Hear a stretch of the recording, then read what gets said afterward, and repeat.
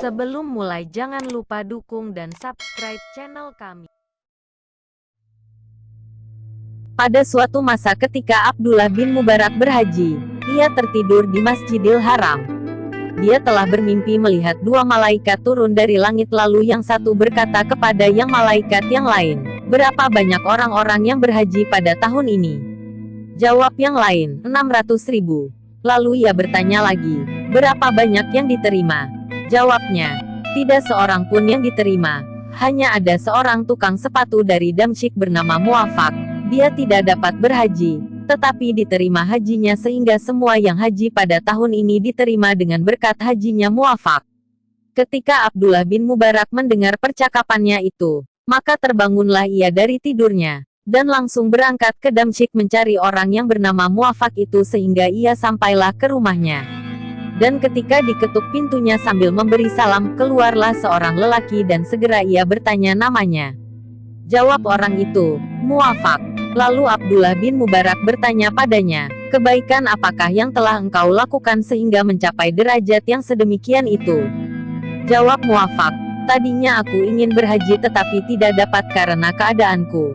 Tetapi mendadak aku mendapat uang 300 dirham dari pekerjaanku membuat dan menampal sepatu. Lalu aku berniat untuk haji pada tahun ini sedangkan istriku sedang hamil.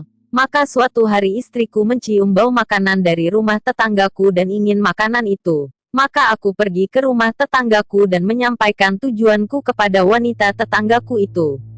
Jawab tetanggaku, aku terpaksa membuka rahasiaku. Sebenarnya anak-anak yatimku sudah 3 hari tidak mendapat makanan. Karena itu aku keluar mencari makanan untuk mereka.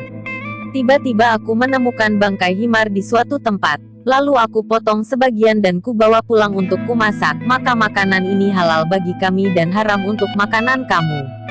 Ketika aku mendengar jawaban itu, aku segera kembali ke rumah dan mengambil uang 300 dirham dan kuserahkan kepada tetanggaku tadi seraya menyuruhnya membelanjakan uang itu untuk keperluan anak-anak yatim yang ada dalam jagaannya itu.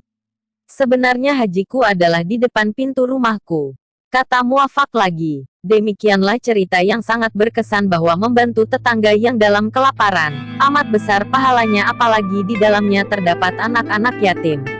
Rasulullah pernah ditanya, "Ya Rasulullah, tunjukkan padaku amal perbuatan yang bila kuamalkan akan masuk surga." Jawab Rasulullah, "Jadilah kamu orang yang baik." Orang itu bertanya lagi, "Ya Rasulullah, bagaimanakah aku akan mengetahui bahwa aku telah berbuat baik?" Jawab Rasulullah, "Tanyakan pada tetanggamu. Maka bila mereka berkata engkau baik maka engkau benar-benar baik, dan bila mereka berkata engkau jahat, maka engkau sebenarnya jahat."